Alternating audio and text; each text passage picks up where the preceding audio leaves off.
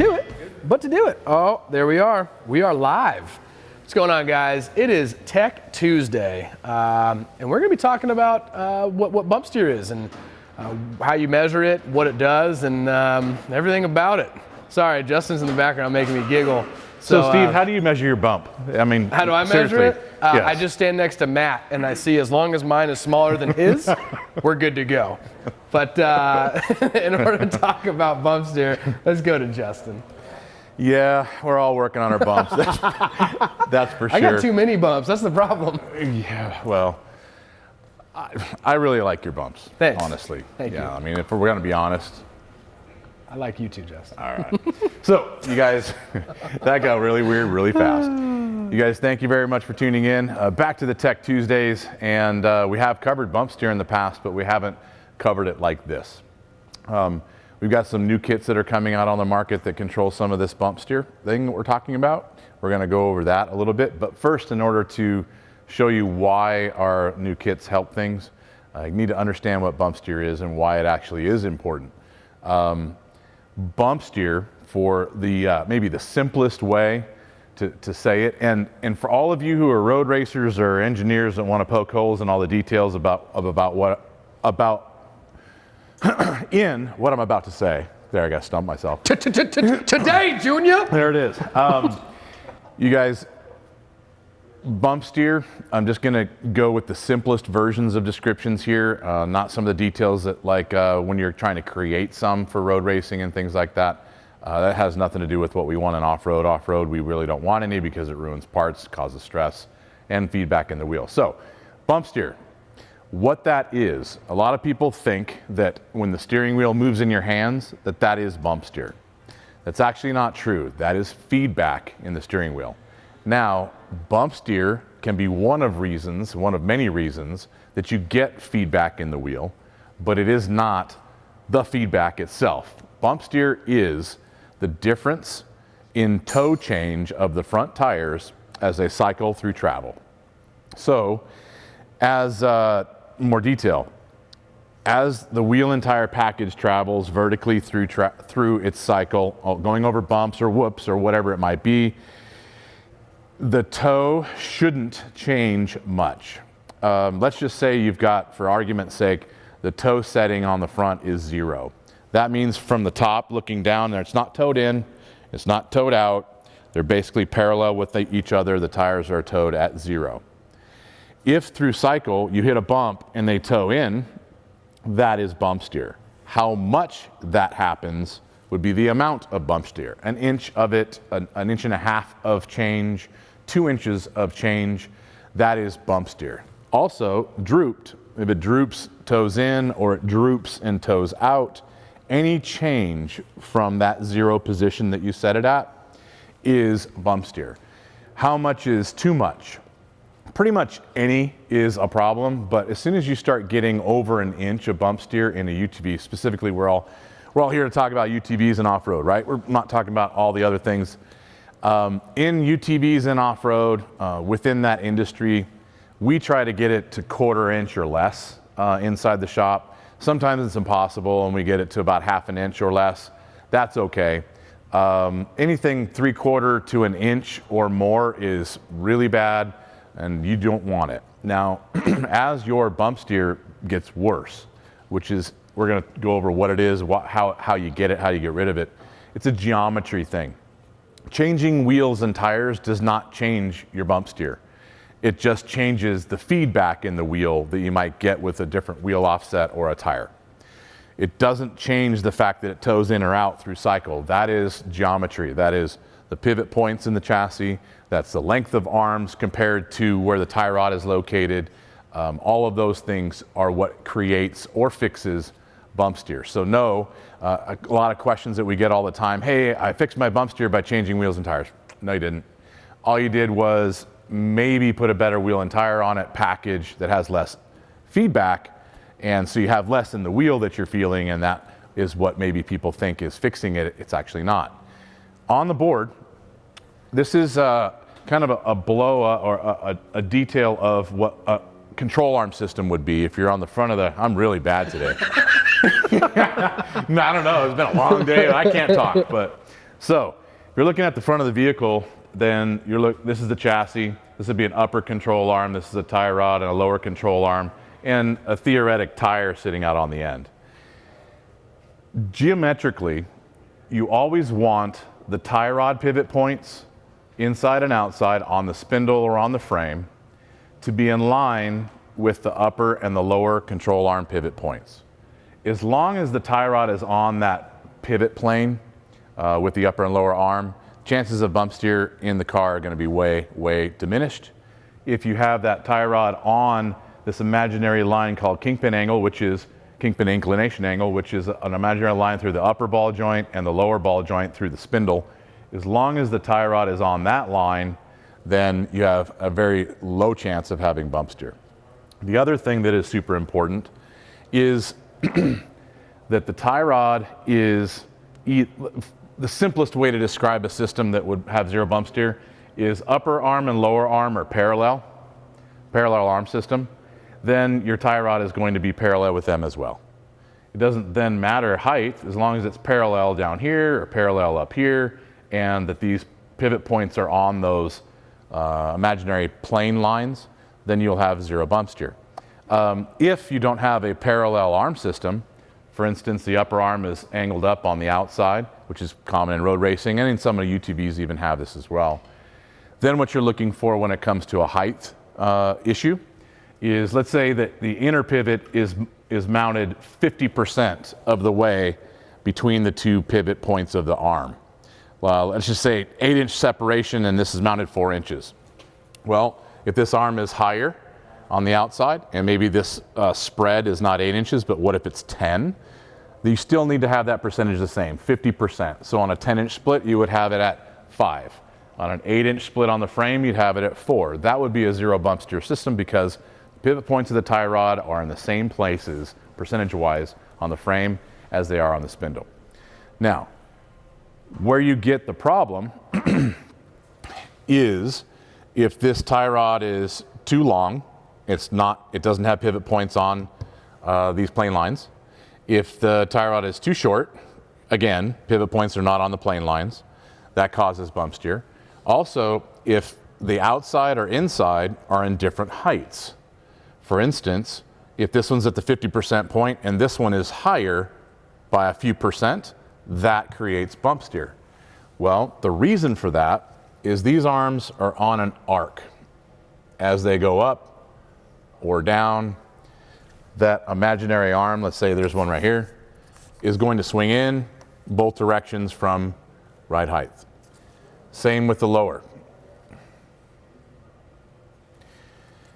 As long as these arcs are identical in that they stay on the same exact inward trajectory as it droops or compresses, and this tie rod is on the same exact arc, you have no bump. But if this is mounted too high, for instance, what will happen is as the tie rod arcs with the arms, this comes in quicker. And at the bottom, it stays out longer. Its arc is not in line with both the arm arcs. So now, back to the hand visual. If through travel, the upper and lower arms are on the same arc plane, but the tie rod is not, let's say rear steer, the tie rod is too high, that means that the tie rod comes in quicker than the arms do. It pulls the tire toed out because it's pulling the rear of the spindle in fast. The opposite is true at droop. So if it's coming in too quick at the top, then it's staying out too long at the bottom, pushing the tires in. The opposite is the case if the tie rod is mounted on the spindle too low. Then instead of pulling in at the top, it's going to push in, toe in. I'm sorry, instead of pulling the back of the tire inward, it's going to push the back of the tire out because of the arc difference between the tie rod and the upper and lower arm planes. Steve, Yeah. you have glossed over and I've lost you in the class, right? you're like, whoa, What? No. say that again? No, you got some great information, Justin. Do you have any questions on there about that before I move on to something else? No, no questions pertaining to what we're talking about right now. There are questions, but nothing pertaining to this. All right. Do you have any questions about it? No. All right. No, you're explaining it great. All right, cool. What does bump steer do? Well, let's just say on a lot of our early model Can-Am X3s, bump steer was a big issue. That's why we offer bump steer delete kits for those. And it just depends how much bump steer in the car factory. Depends on the production run. They've gotten a lot better on the newer stuff, and that's why we have a new bump steer delete kit just for those. But 2 inches of bump steer, meaning an inch in at the top, an inch out at the bottom, combining for 2 inches of change, will make the steering wheel really just dance in your hand, especially when you go through whoops. The reason is, as you're driving along zero toe problem, it droops out, for instance, and toes in. If you jumped it, or if you're going through the whoops and the tires fall out, then which tire is going to direct you, or the car, when it touches the next whoop?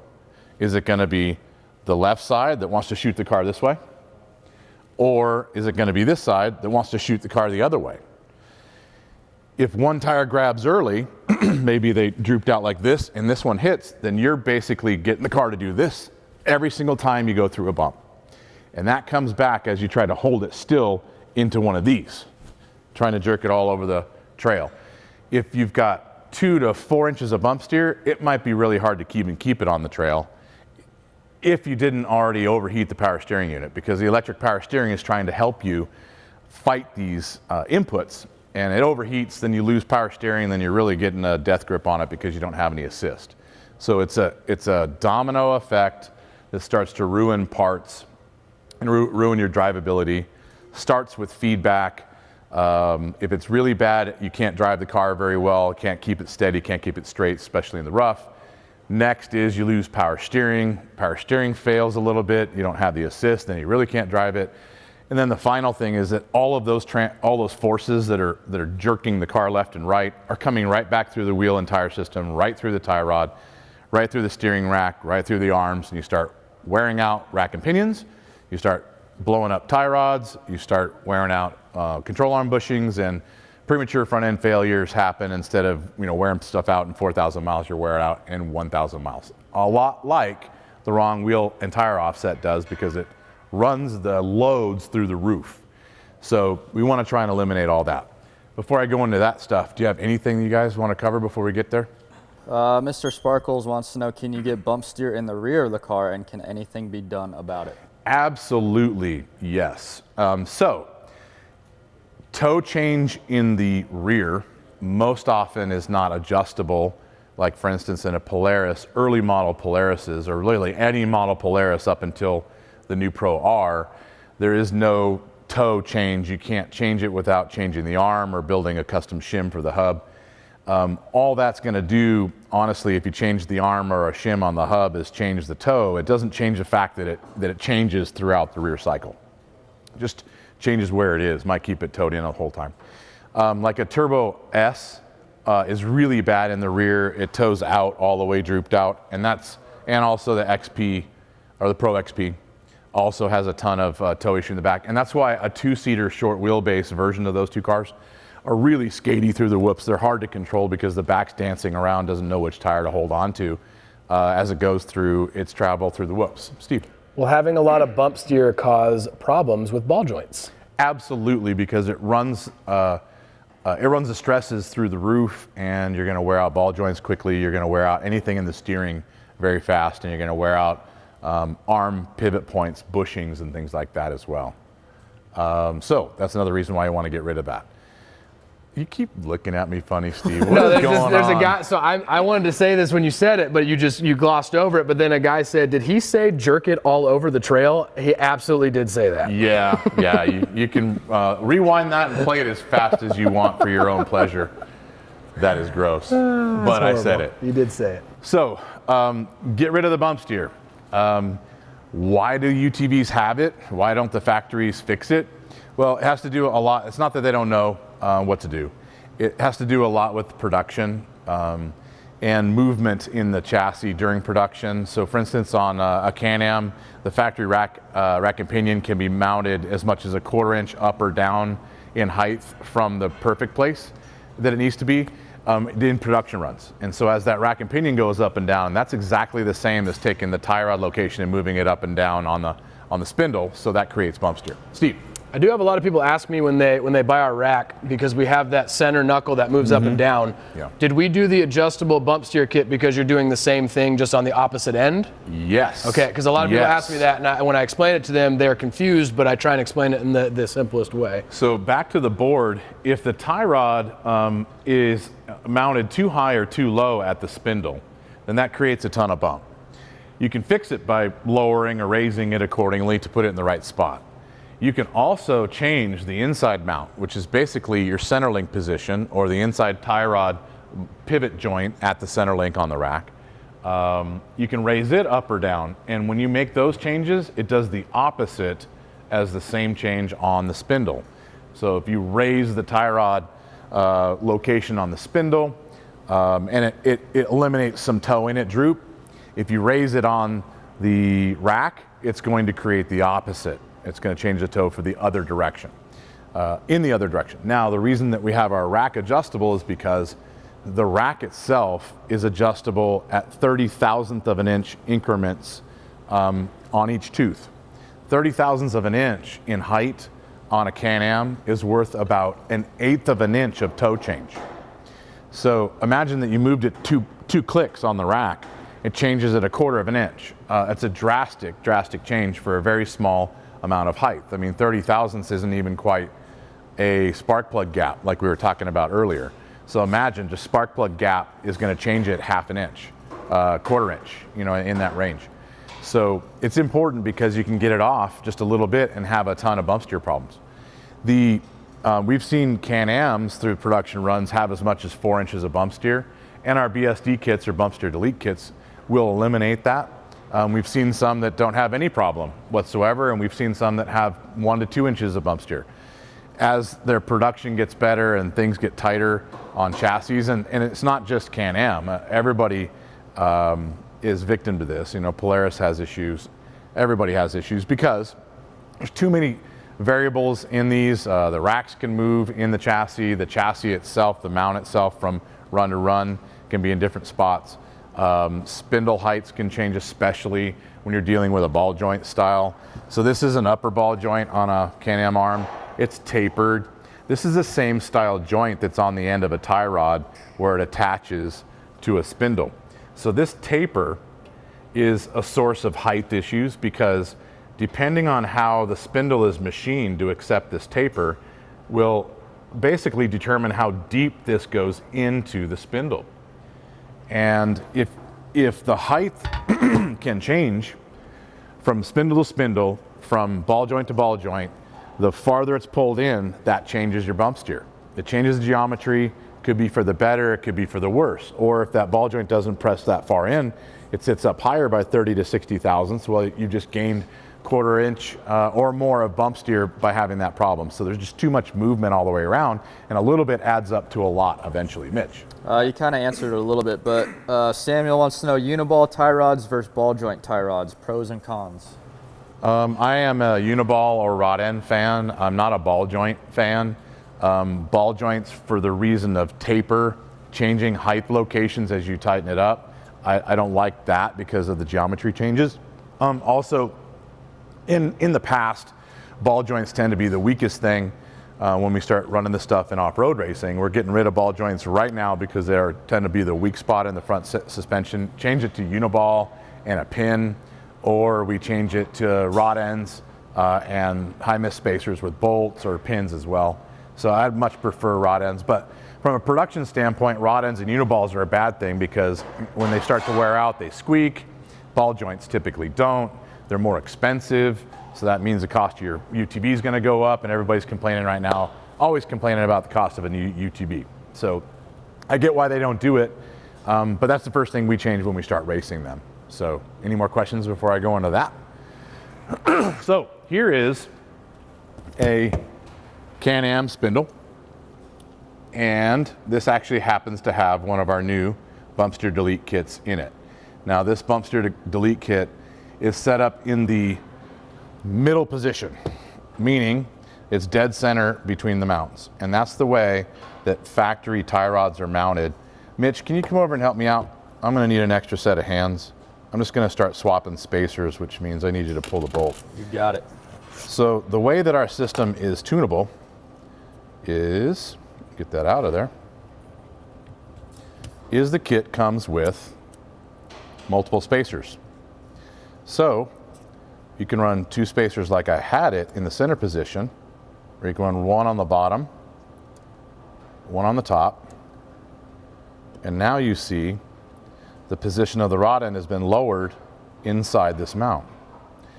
That amount is about 1/4 of an inch. That 1/4 of an inch equals 1 inch of bump steer fix, or 1 inch of bump steer change. You could be going the right way, you could be going the wrong way. We do have a video coming out at the end of this week, if not the beginning of next week, which describes how this whole kit can be used and tuned on an X3 so that you can tune out the right amount of bump steer. Because now the new X3s vary a lot. They could have 0 bump, they can have 1 inch, they can have 2, and as much as 4.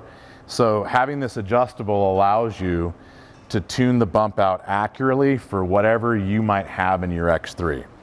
Now, if you really have a ton of bump steer in your X3, then you would go all the way down, basically lowering the rod end all the way as far as we can by dropping a spacer from the bottom to the top. Now look at the position of that rod end inside.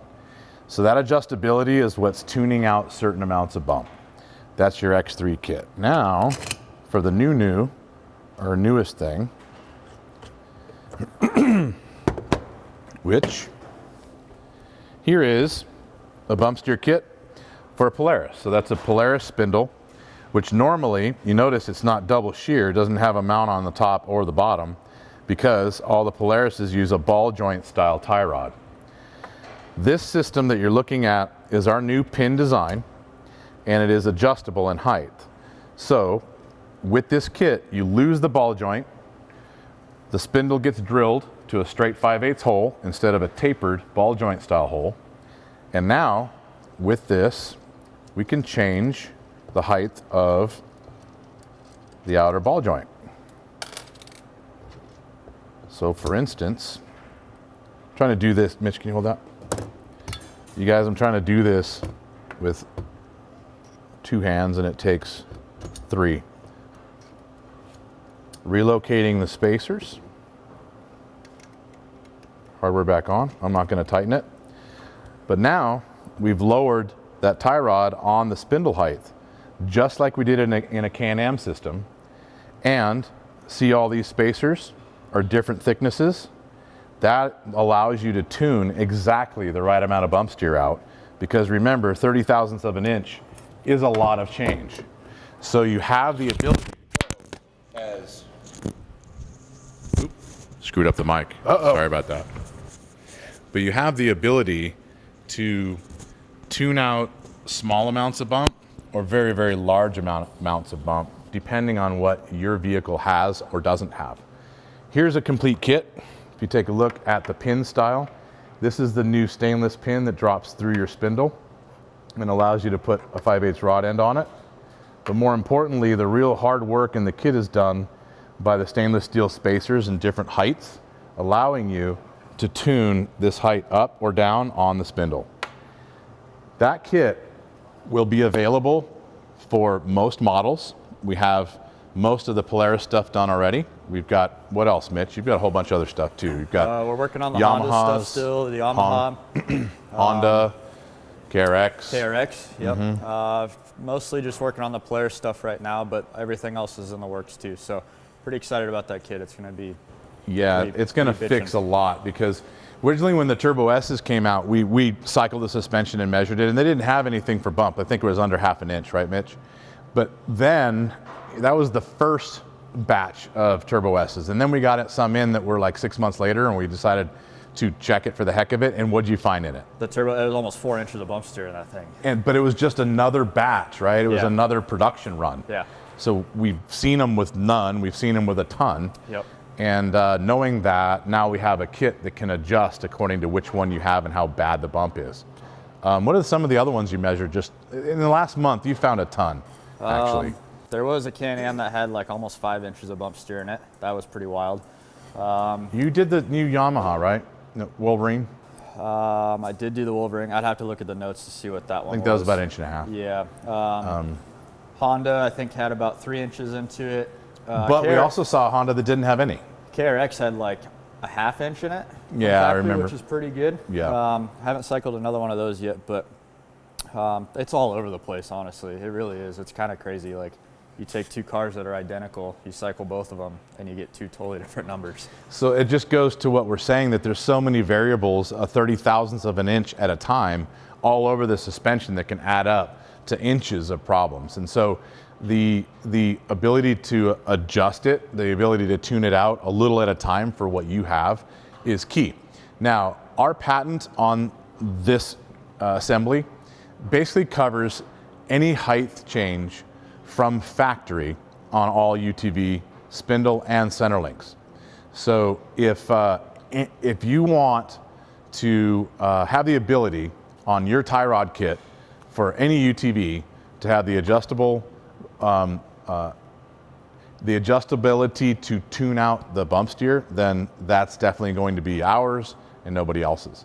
So we're excited about the kit. You guys have anything else on what bump steer issues and why it's created or anything like that? I have a good question about it. Yeah. Evolution side by side. Once tuned for bump steer with your kit, how often will you have to revisit it to retune like we do with alignment? Zero times. Once you've done it once, that's it. The reason is that it is changing the physical geometry of the suspension cycle. That does not change with time. If you over time wear out a ball joint and you have play in it, yeah, because you have some play in the ball joint, you're going to gain some bump steer because you're not holding that geometry perfect. Or if you wear out arm pivot points or arm bushings on the frame and arms are moving, you're getting all kinds of alignment problems, including bump steer with that. The second that you change the worn out part, it goes right back to where you were and it should be perfect from a bump steer standpoint.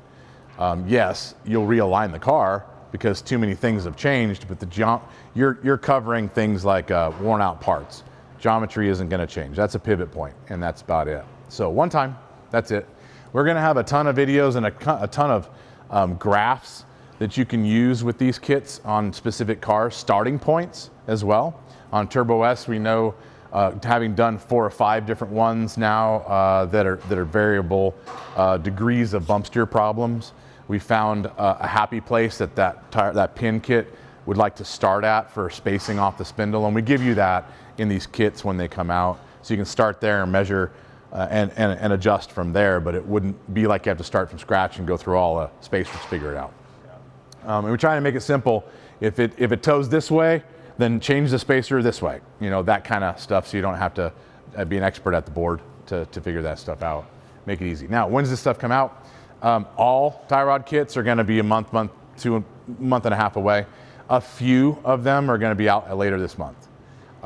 These pin kits, we don't have them on the site by themselves.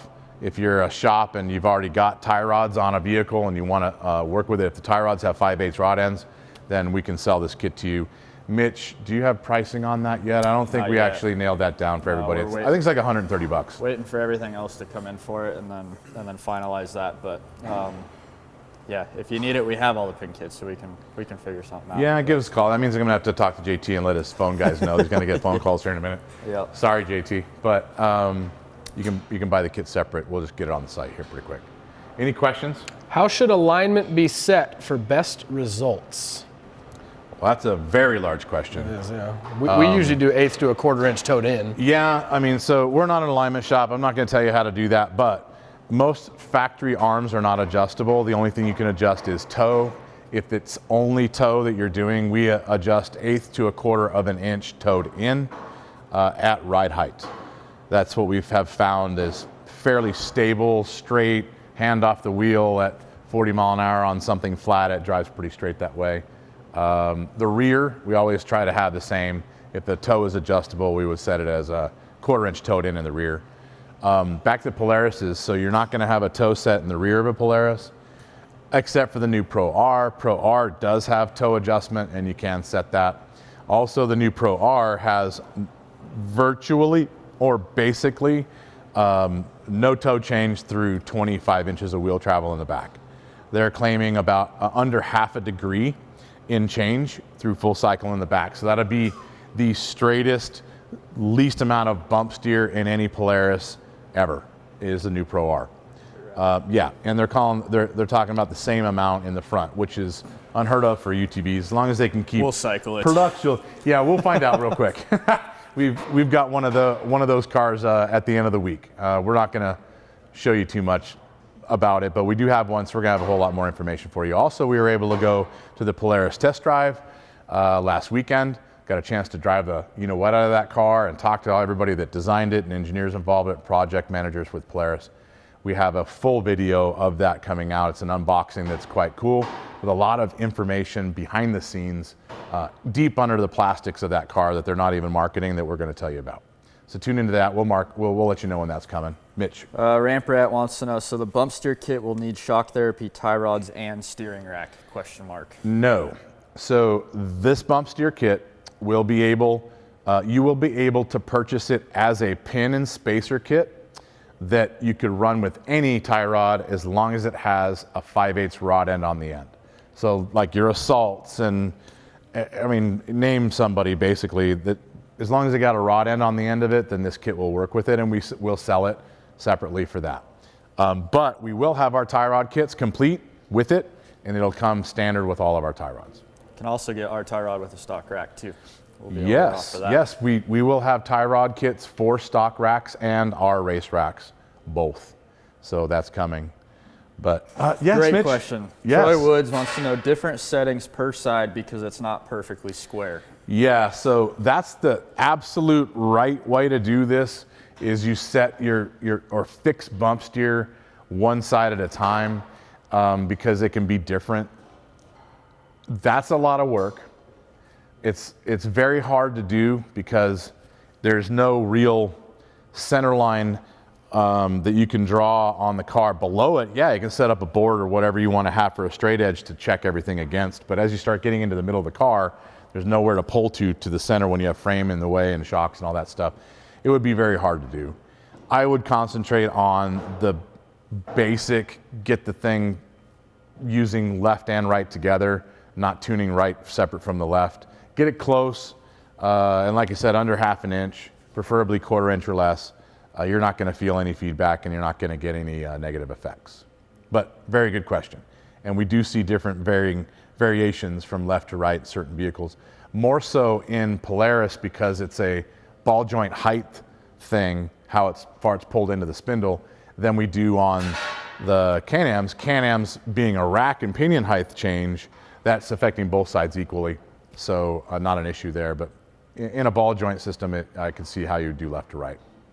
Steve?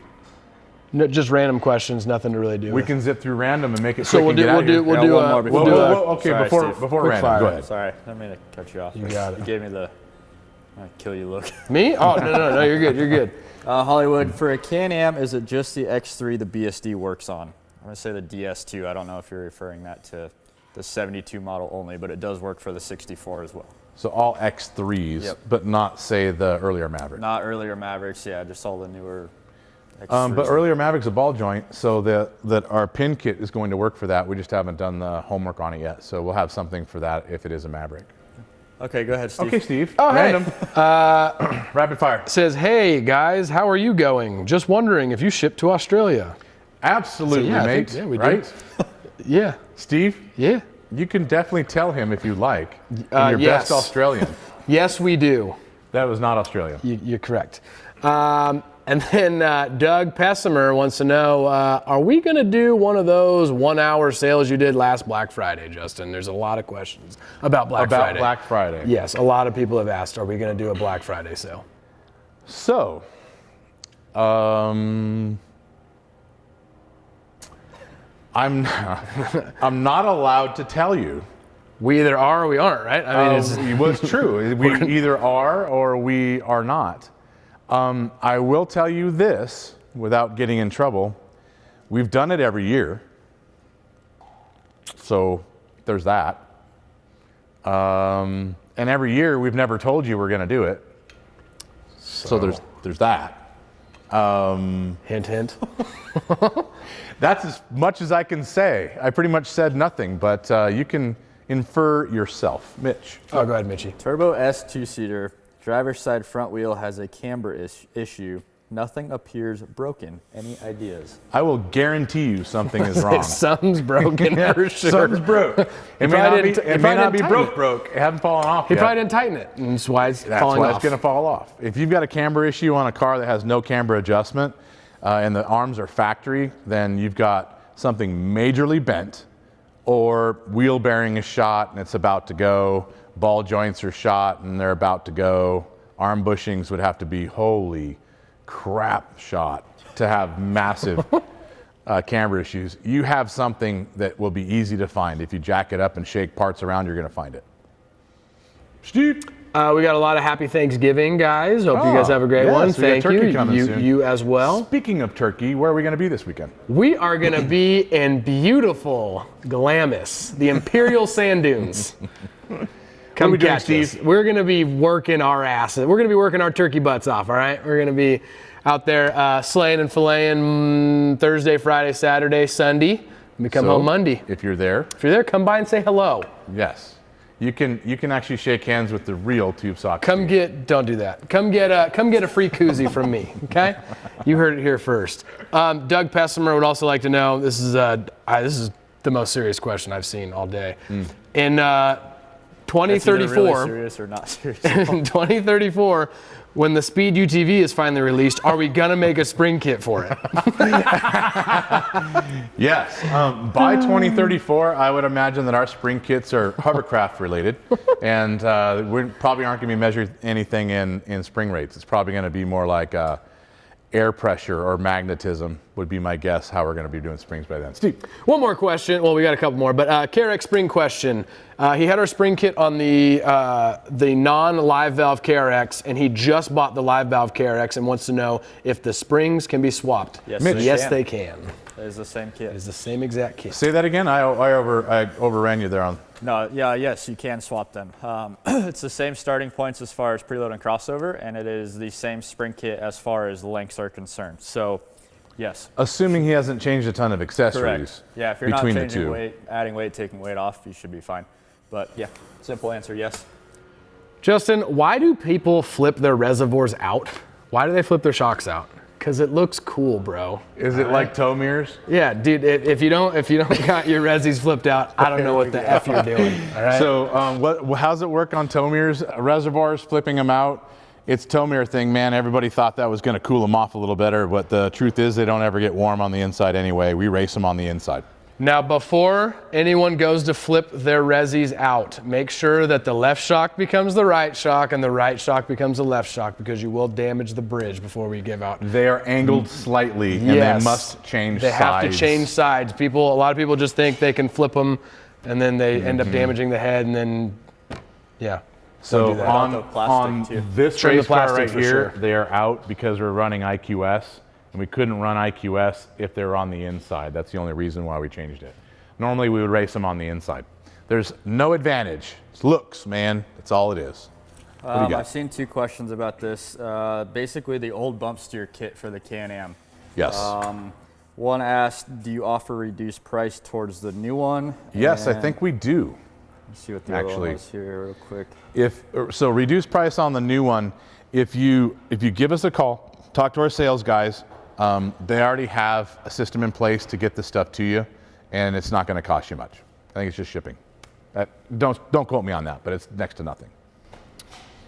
Sanders Chris wants to let you know, Justin, that you guys have been a wealth of information. Thank you. You are welcome. Thank you very much for watching what we do. Appreciate that. And you know, another thing, somebody asked me just before we started, I think it was Dominic. We do not prepare this stuff. There's nothing written down in advance. There's nothing I'm reading behind that camera right there. We wing it from knowledge, and so apologize if we get sidetracked, but that's the way it works around here. Mitch, you got anything? The cookie crumbles. That's the way the cookie crumbles. All right, well, if you guys got nothing, I'm going to suggest that Steve takes us out, but today he's going to take it out in his best Australian accent for that customer who signed in asking about shipping. Steve. I don't think that's how it works. But first of all, before I sign us out, Yeah. Shock Doc Matt wanted me to give one more shout out. We still have on our page in our bio donation for Movember. My double chin isn't always on point like it is right now, but it's only when I have a mustache. So you people on the internet saying that I got fatter, it's just double chin awareness month, okay? Australia, Yeah. huh? What's up, mate? All right. So, if you guys are looking to buy anything off our website, please visit www.shocktherapyusa.com or call into the shop at 623-217-4959. G'day.